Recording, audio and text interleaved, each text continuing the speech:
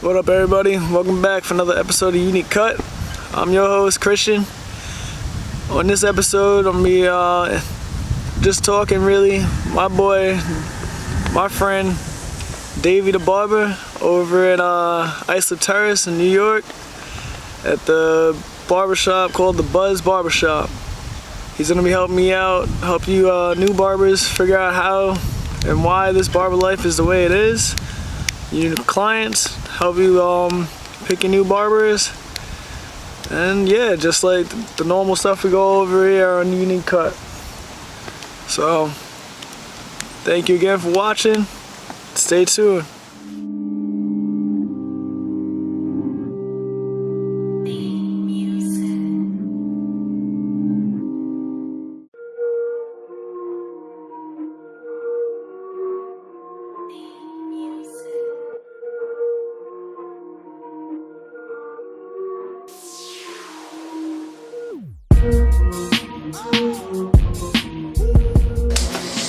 Alright guys, welcome back for another episode of Unique Cut.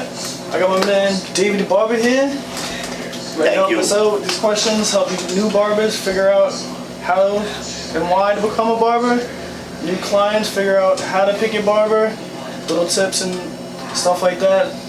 Where to look to find your barber, and like little stuff like that. Alright Dave, what made you decide to be a barber? I was kind of basically born into it in a way because my mother was a barber. She wasn't a hairdresser, she was a barber, and she always had stuff sitting around the house. And it was the 90s, and hairstyles were totally changing, and the Dragon Ball Z blowout, Jersey Shore, style was in, and I wanted to do it, and I picked it up, and I was okay at it. It was a craft I got better at, but that's what made me get into it. Oh, that's what's up, bro. Kind of in my blood. That's awesome. How long would you say you've been a barber? I am 34 now. I've been doing it since I'm like 15 years old. Started in a shop at 16. So I'd say, what is that, like 17 and a half years? That's what's up.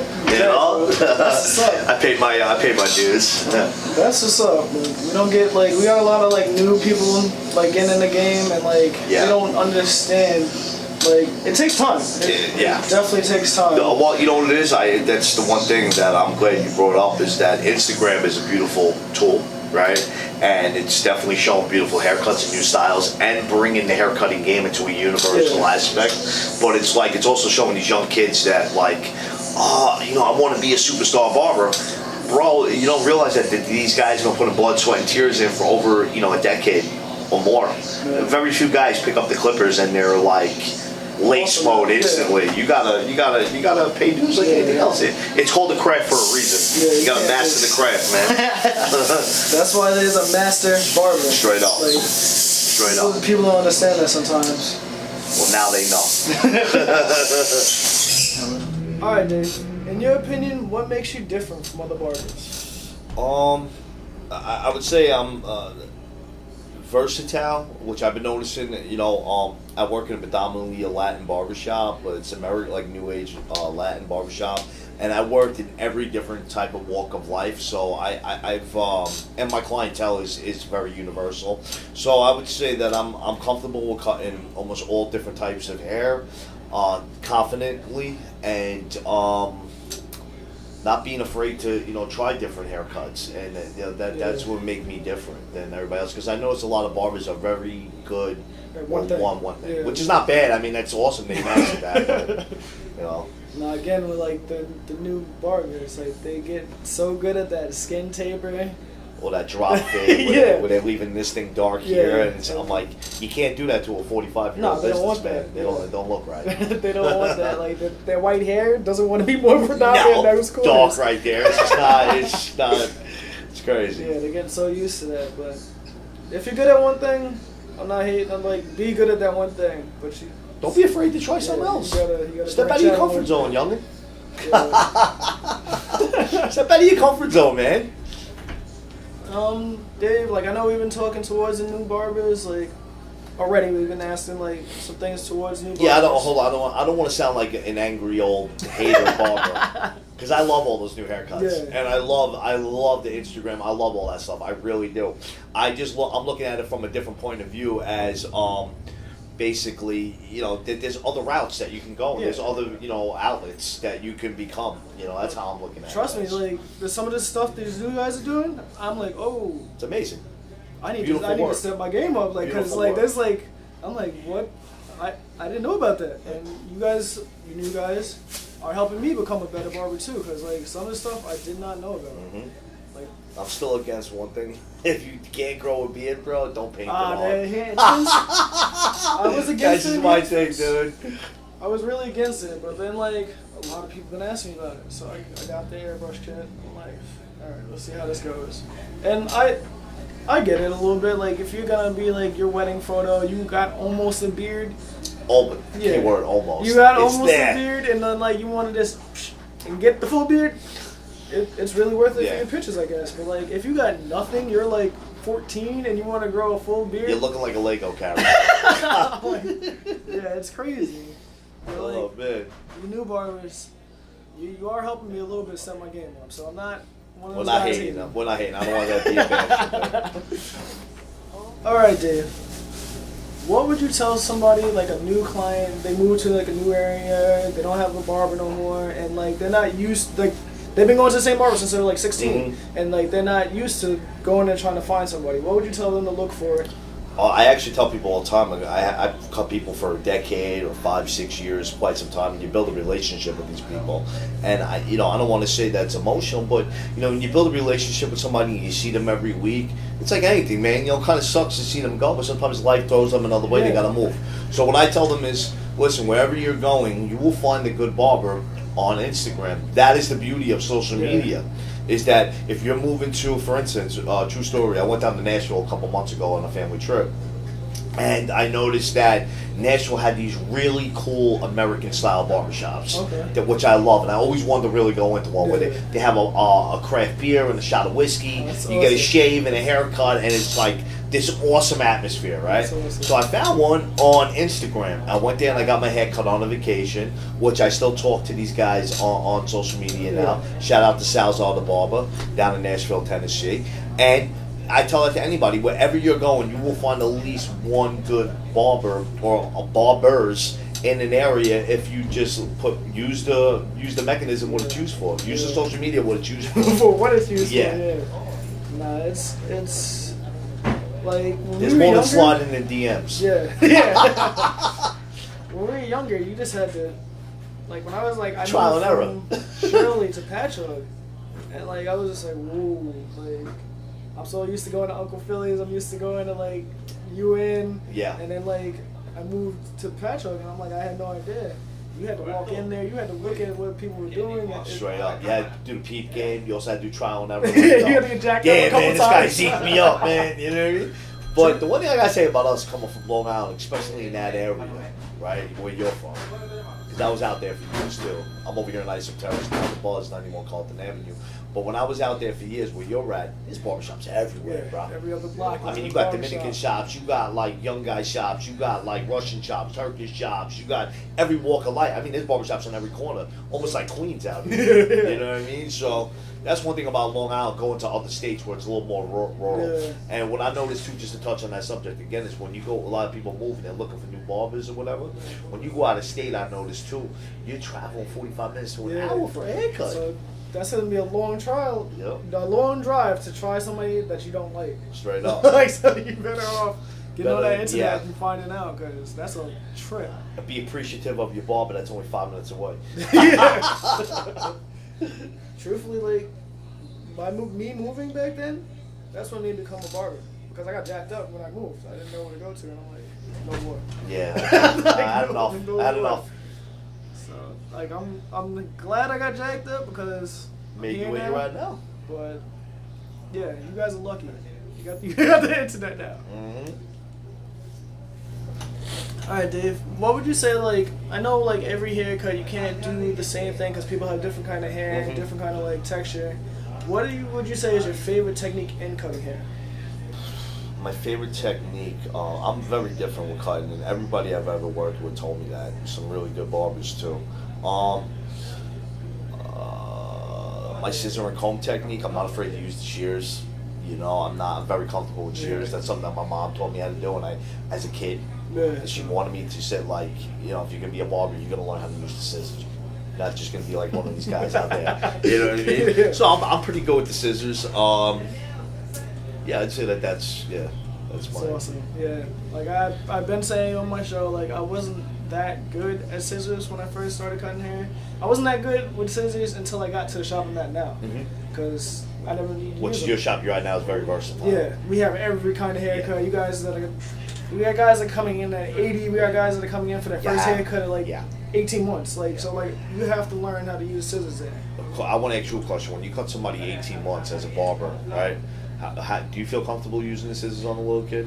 No, the scissors, the clipper I don't feel comfortable. You don't feel comfortable with? Because I feel like it's too heavy to be against their skull. Do you use the wall do you use a magic clip? The one thing I got to say to everybody out there that's cutting little kids or even older men, there's nothing wrong with the portable buzzer, because I think that's magical for people, especially for kids that move around. Now you can go, it's more mobile, and I feel like when I cut kids 18 months or younger or something like that, I love using the buzzer over the scissor, because I just don't, kids move around a lot. I have so many scars. Yeah, battle scars. Yeah, they're mostly little kids, but I feel more comfortable with the scissors because I have more control. With that clipper, that thing goes, it goes. Like the scissor, I can move. I'd rather cut myself than bang them with the clipper. So I know it sounds like weird, but me personally, I like the scissors. Hey, listen, man, I tell everybody, when you look at the scars on a barber's hand, I call that giving blood to the barber gods. You know what I mean? Yeah, that's a sacrifice to the barber gods, man. Like, if you don't have those scars, you haven't been doing it long enough. Straight up. Straight up. It's the parents, they need to know, you got to sit down and relax. You're making the kid you're crazy. Like, you're hyping the kid up.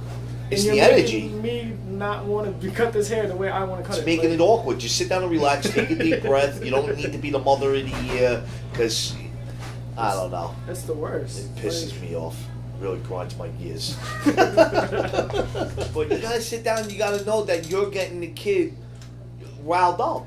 You're making him nervous. I got parents that come in here, they throw their kid in the rear naked that's UFC the worst chokehold. thing you can do, because they're going to fight you. Your kid's trying to blue, bro. He's tapping out. That right there, they're gonna remember every time. Oh, haircut, headlock. That's that guy and the barber's face. Yeah. I hate him.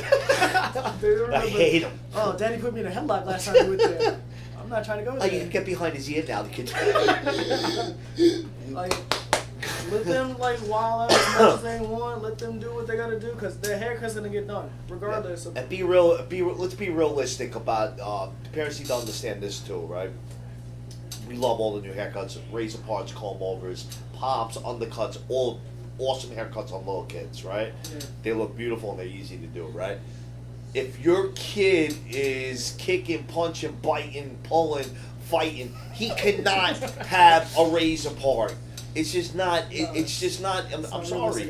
I'm sorry. And parents, again, a lot of those kids are the kids of the barber, so they're used to being in the barbershop. Yeah. Or their dad, or what I tell parents too is, let's baby steps. Let's get your kid comfortable. Bring him in 1-2 times. Even if you're getting a haircut, let's show him the experience. Don't just bring him in, throw him in the headlock, throw him in the chair, and say it's time. Yeah. Not good parenting. I'm not judging. Not good parenting. Not a good move. No, you're gonna they teach that in the parenting book, right? You're gonna get traumatized. Their kid's gonna be traumatized. He's gonna wind up with 2 feet of hair because he doesn't want to cut to a barber. He's gonna grow back to 2010 Justin Bieber haircut. Not cool. Yeah, you guys. Shout out to Biebs. Think about that. It's horrible for you. It's horrible for them. Horrible for us. It's a bad experience all around. And you think that they would maybe listen to what we're considered the professional in the career. Yeah, once again, they're on social media. They're always coming in with these insane haircuts.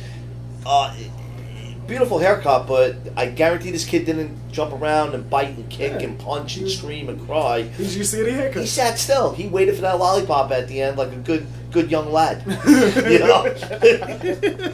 Facts, because don't get me wrong, I get kids that sit. I get kids. Some of them are awesome, like, and they sit better than 20-year-olds. They sit like they're not trying to like pull their phone out. Yeah, there's some 30-year-olds out there that are look the at the worst. TV and turn around and have a conversation. They're just rocks in the chair, and it's awesome. Straight up. So like, that's just a little bit to think about. Mm-hmm. Definitely think about it.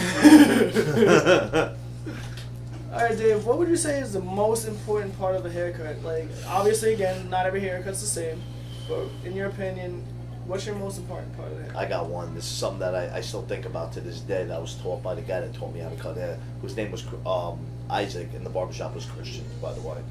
And he always told me, a shape up will make or break the whole haircut. Perfect. And I didn't understand it at first when I heard it, but the older I got, it was weird, because it was like something that I never lost. It was always like in my head, right? And if I'm having a bad time or I'm having a hard time cutting hair, it basically, I would always like remember that. It would resonate with me, and it made total sense. I got told the same thing. Shout out Juice over at Blazing, now Evolution. Like, he told me, he's like, doesn't matter. Like, at first, you're not gonna be good. He's like, as long as that edge up is crisp, they won't even notice how. Because they look in the mirror, they look straight on in the mirror, and they look to see what they can see. We're looking at the whole 360 aspect of the haircut. So when they're looking at it, they're just seeing that. And there's some picky guys out there that are borderline barbers themselves. What about this right here? But, and that's cool, that we need that. But it's definitely on that. And I would also say good conversation, too. Know how to talk. Yeah. If you're on your phone the whole time cutting hair, I think that's the most unprofessional thing, and that's just something I can't stand. Yeah. Or if you don't know how to have a conversation with somebody, you're kind of like always an angry barber.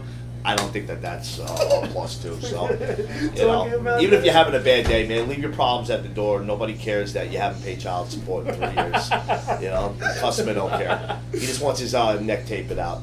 Talking about not talking to barbers, talking to your clients. I did not talk to clients the first year and a half I worked. But there's something magical about some mute, silent barbers.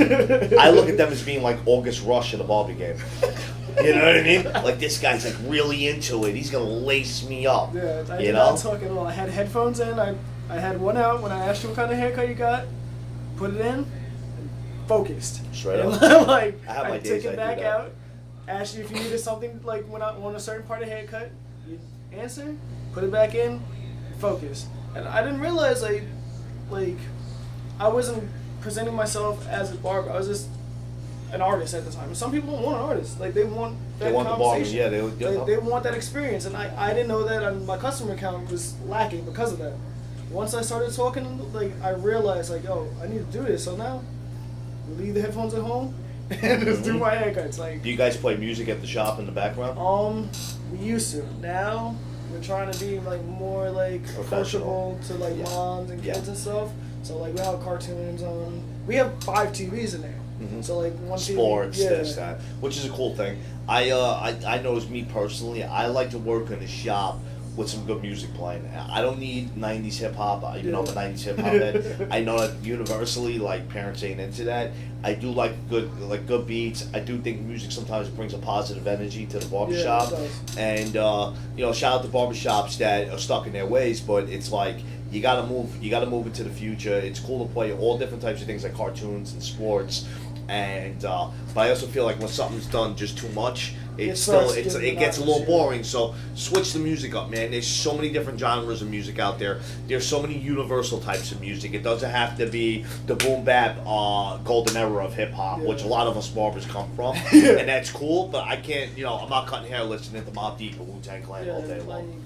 Don't get me wrong, I'm love it, but I can't cut Saturday morning when I open up in my shop that I'm at, I got house music pumping. I love house. I got house music in there. I got Dead Mouse Pop. Morgan City, Duke Dumont. I'm in there just jamming and feel good music, man. Yeah. Ain't nothing wrong with feel good music. And once in a while you're oh, we play this one. No, we ain't playing Young Thug. I'm good. We're in here. We're moving. And I realized too, when I'm jamming like that, I'm busting those haircuts out. And you know what?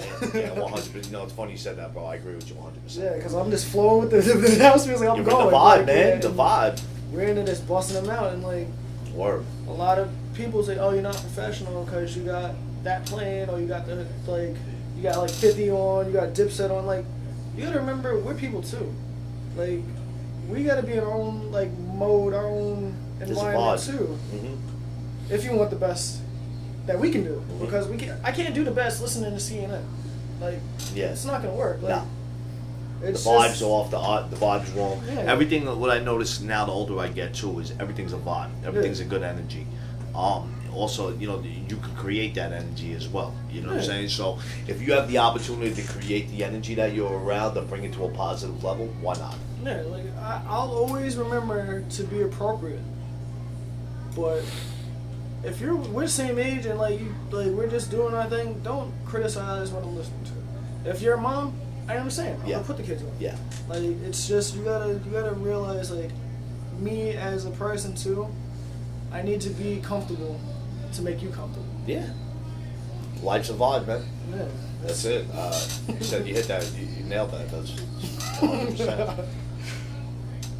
What would you say? Like, again, you can't use the same stuff on everybody. Mm-hmm. What would you say your most preferred tool is? Like, it doesn't have to be a clipper. It could be like just like golden shear that came out of like what is your favorite tool to use? I love the Wall 5-star shaver. I do a lot of skin fades, right. And that's just the finishing touch that pops. Scissor salute, shout out to Davey The Barber over there at King of Blades. He said something to me one time that resonated with me. When you're doing a skin fade, get the hair out. Yeah. Get it out. And that machine does that. It makes the fade pop. Yeah. You can use the straight edge razor, go down with it, do the old school technique. It still ain't gonna pop like the Wall 5-star shaver.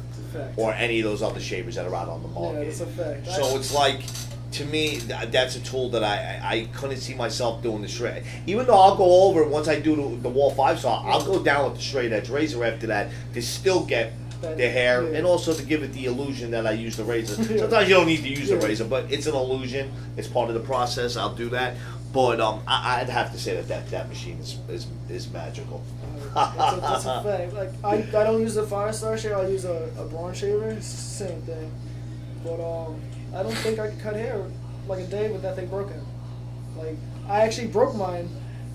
Worst feeling in the world. And I had to stop after that haircut, go to Best Buy and get a replacement head because I couldn't cut hair without it.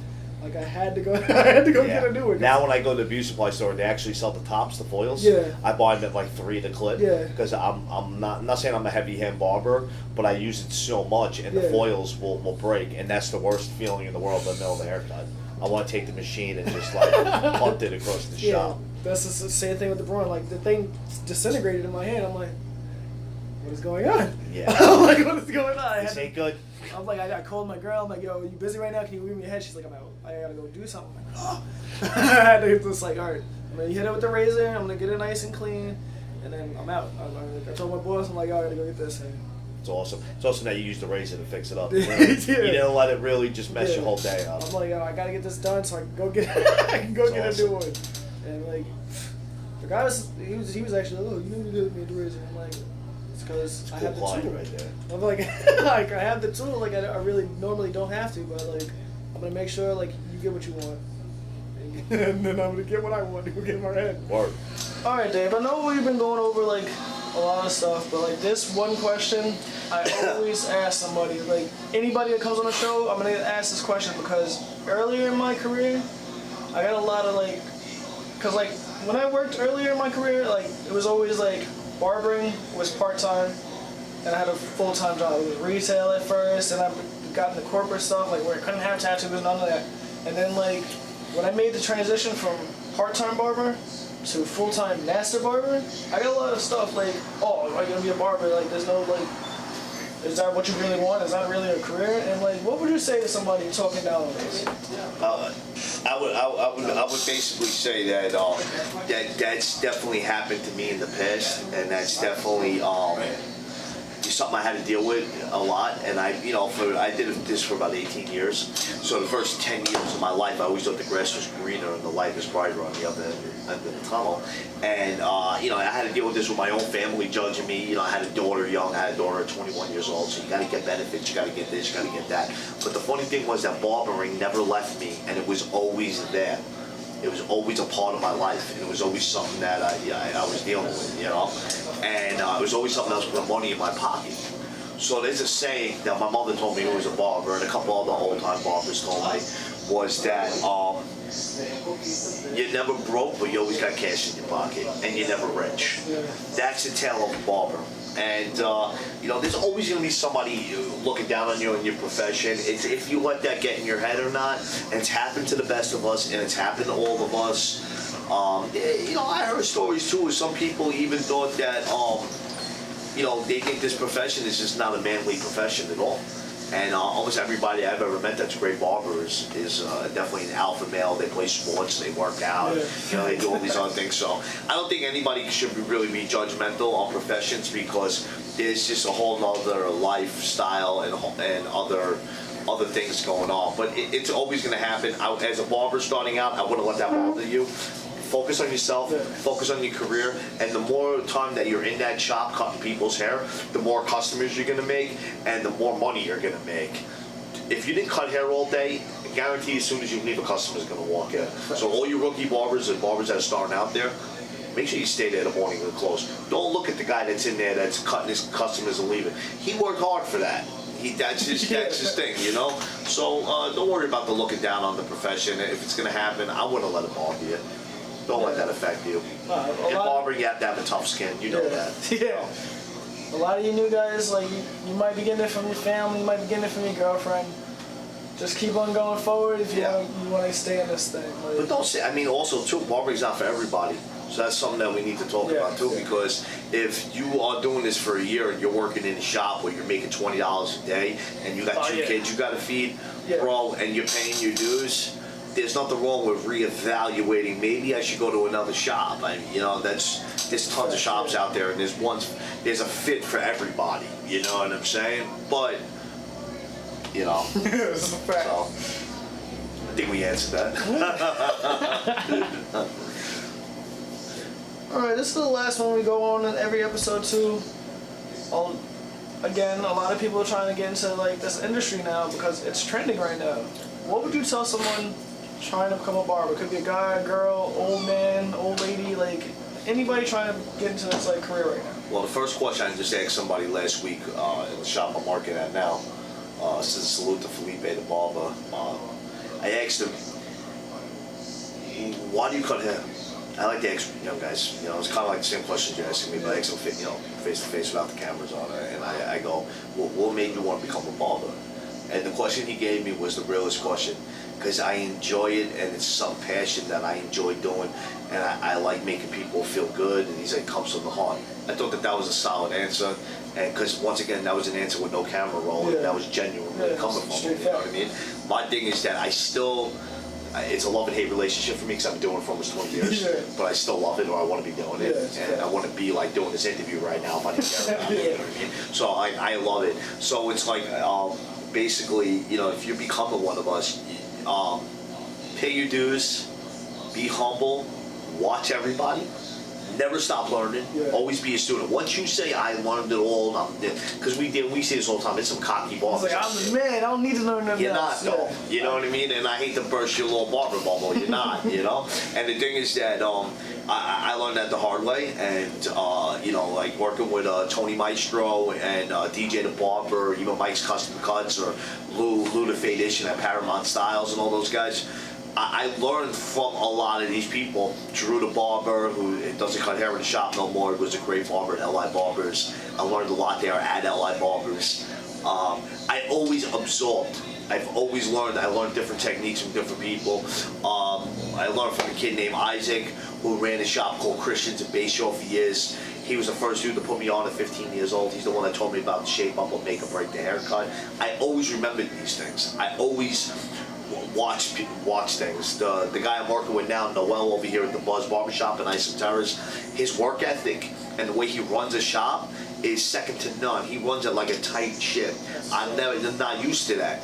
And his customer, the way he is with his customers, is on a whole nother level. It's great. So here I am, cutting hair just as long as some of these people, if not longer, and I'm still learning.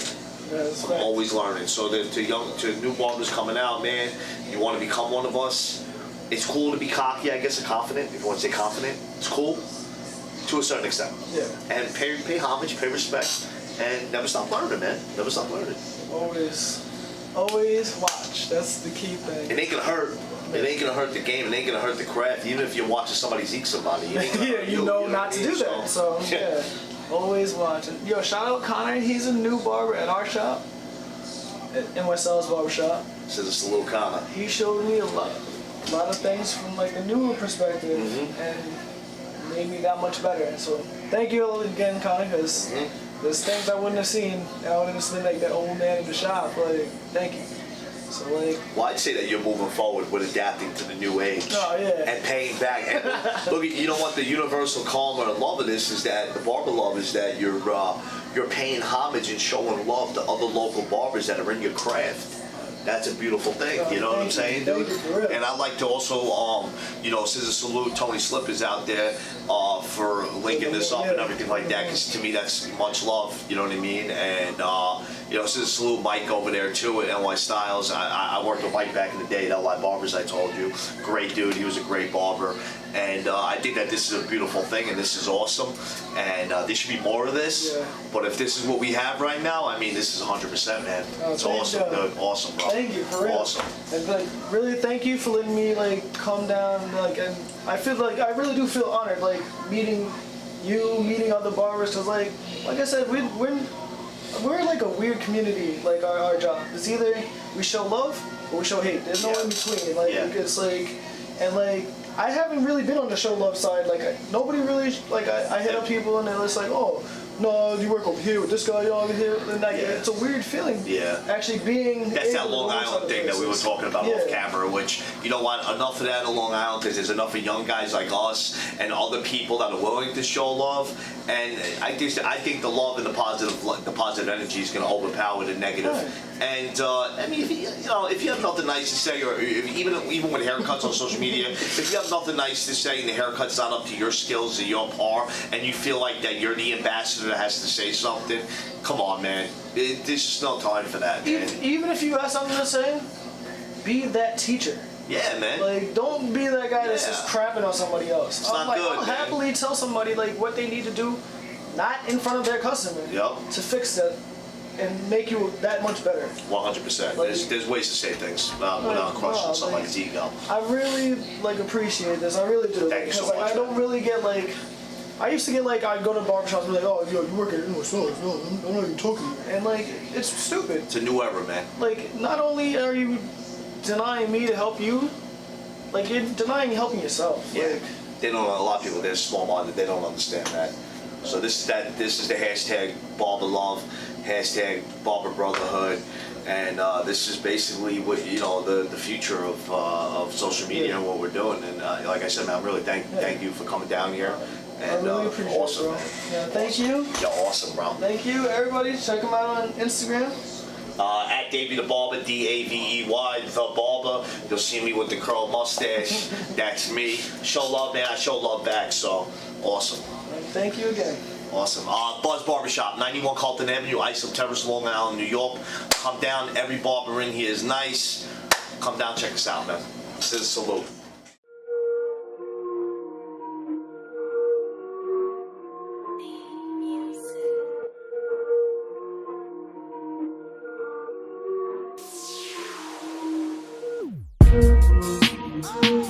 Alright, so that was Davey the Barber. You got his Instagram here. Hopefully he helped you guys out with picking your new barbers, you new clients, your new barbers, helping you like get like the gist of like this barber life, and like just how we do our jobs, why we do our jobs, and just like the love we have for our jobs. So yeah, hopefully like you got everything you needed to get from this episode and from Davey. And yeah, so got his Instagram here. He works again at the Buzz Barbershop in Islip Terrace, New York, Long Island. So thank you again. You got the share, like, subscribe button. I want to again thank my subscribers. And yeah, you can always again check me out on my Instagram. And yeah, stay tuned for the next episode.